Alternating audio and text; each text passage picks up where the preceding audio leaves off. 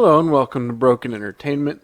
So, I did a video last week about how Black Widow's box office had dropped 41% in its first weekend, and we talked about how it's a really bad sign, but a lot of movies, the average seems to be after the first week, they drop, I think it was about 50 to 60 some odd percent on average.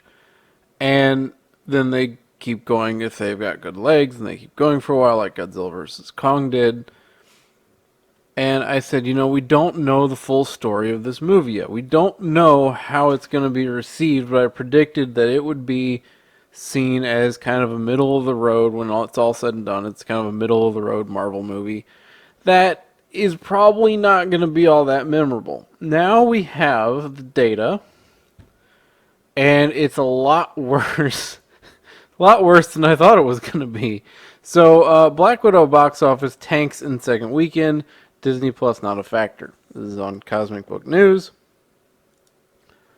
The Black Widow box office for its second weekend is estimated to drop 70% from its opener. This is on Forbes. So, this article was written before the full information came out. They were predicting a 70% drop. Forbes puts it at 80. Black Widow got slammed by Space Jam: A New Legacy on Friday night, taking a brutal 79.7% drop from its $39.5 million opening day. Scarlett Johansson starring prequel earned $8 million yesterday, bringing its 8-day total to $113 million. That drop-off is about on par with the 81% tumble of Batman... Oh no. Of Batman vs. Superman and the 83% drop for Dark Phoenix. That's some bad company to be in there. In terms of overall acceptance by the fan base. Put it that way. It'll likely earn around $24.6 million for the weekend, down 69% from its $80 million launch. Again, that's worse than the 62% drops of Spider-Man Homecoming and Ant-Man and the Wasp. That for now 69.3% drop would be ahead of only Jonah Hex, Hulk, Hellboy 2, Dark Phoenix, and Steel. Oh man, Steel. Among all big deal comic book movies. The bad news is you can argue that the Disney Plus Premier Access availability ate into the theatrical revenue. Yes, film had decent weekday grosses and holds, so this could be another scenario not unlike F9 and Quiet Place 2, where much of the post-debut demand gets filled not on weekend 2, but on the first batch of Monday, Thursday weekdays. We may or may not find out how much Disney has earned from Disney Plus Premier Access, at least since Sunday. We'll still have around 130 million domestic and under 265 million worldwide by tomorrow night. So, here's the thing.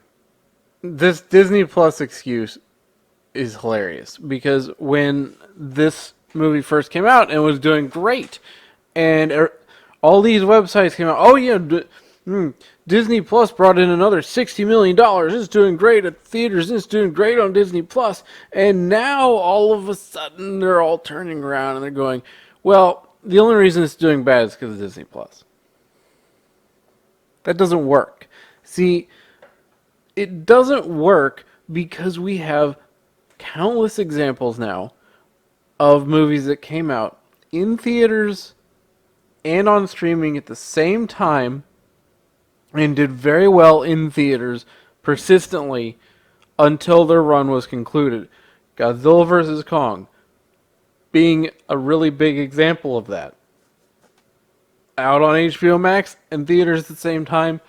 On HBO Max, it's free. People still turned out in large numbers to watch that movie. You can't turn around and say, oh, Black Widow's problem is that Disney Plus exists and it's on Disney Plus at the same time, so people are just staying home. So what you're telling me is that people went out to see it in droves, and then everybody after that decided to just watch it on Disney Plus and pay the $30. If that scenario is true, then it has bad word of mouth. Because if it had good word of mouth, people are like, hey, this movie's great, they'd go pay and see it at the theater. It's just not a good excuse. It doesn't work. And I haven't seen this movie. I've not heard many good things about it, but you just looking at it from an objective perspective, you can't tell me it's Disney Plus. It doesn't work. Nothing about that argument works. But the same people who were lauding its performance on its opening weekend and lauding how it did on Disney Plus are now turning around. Oh, Disney Plus is the problem. Maybe the movie's just not well liked. You know? It happens. Maybe it's just not that great of a movie. It's okay. You can admit it. Well, no, they can't. But that's because they decided to make a big deal about this movie, and then when it didn't do well, suddenly they've got to have an excuse. Estimates also got things wrong regarding LeBron James' Space Jam: A New Legacy. Here's a quick guess here. That one's going to plummet like a rock, too. So Black Widow has lost its #1 spot to Space Jam. And here on Cosmic Book News, they're saying Disney Plus is not a factor, pointing out the same thing I was, that Space Jam is also released on HBO Max and theaters at the same time, where it's free on HBO Max. You can go watch it at any time, not pay any money, and yet it's beating Black Widow and beat Black Widow's debut. Yeah, and then it goes into some opinion here, and I don't want to cover that, but I do want to show these numbers because I think they speak for themselves. So Friday, debut, $39 million. Saturday, $23 million. Sunday, $17 million. So we go from $17 million on Sunday to $7 on Monday, $7 on Tuesday. And you say, well, that's during the week. And that's reasonable that it would drop during the work week. Wednesday's at $5 million, Thursday's at $5 million, but then you hit Friday and you've only jumped back up to $8 million. Domestic's at $113 million, international's at $100 million, Disney Plus supposedly $60 million. I'm sure if that's accurate, that number is higher now. So worldwide, you're looking at the ballpark of $274 million. The movie cost $200 million to make. They advertised it for a year, and then they sat on it for, was it 2 years?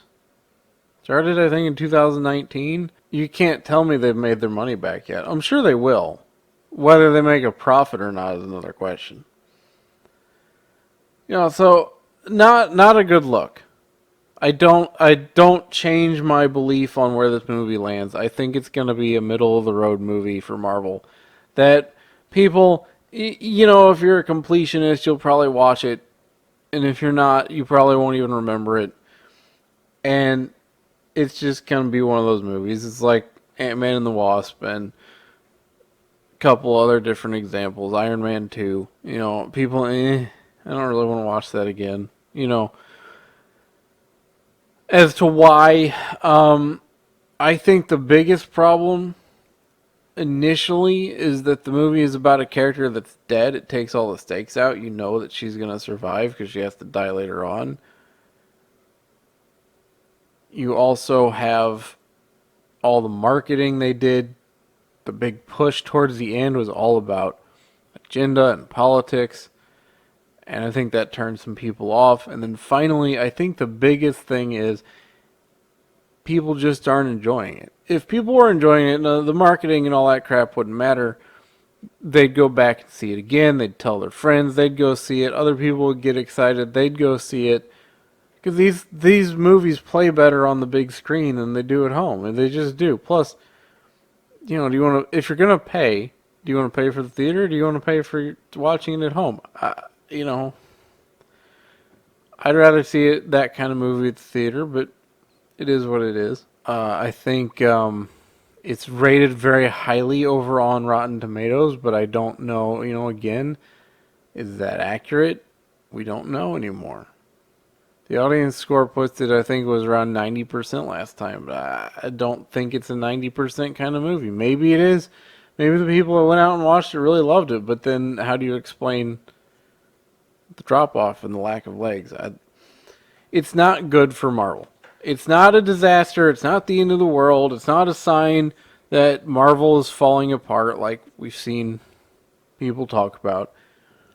I do believe that Marvel is going to degrade over time and probably fairly quickly. You know, our first evidence of that's going to be the Eternals movie that comes out, and Shang-Chi, as you start getting these movies that don't have direct links to existing characters from Marvel. I think right now Marvel has a really good reputation, a really good name, and characters that people are interested in.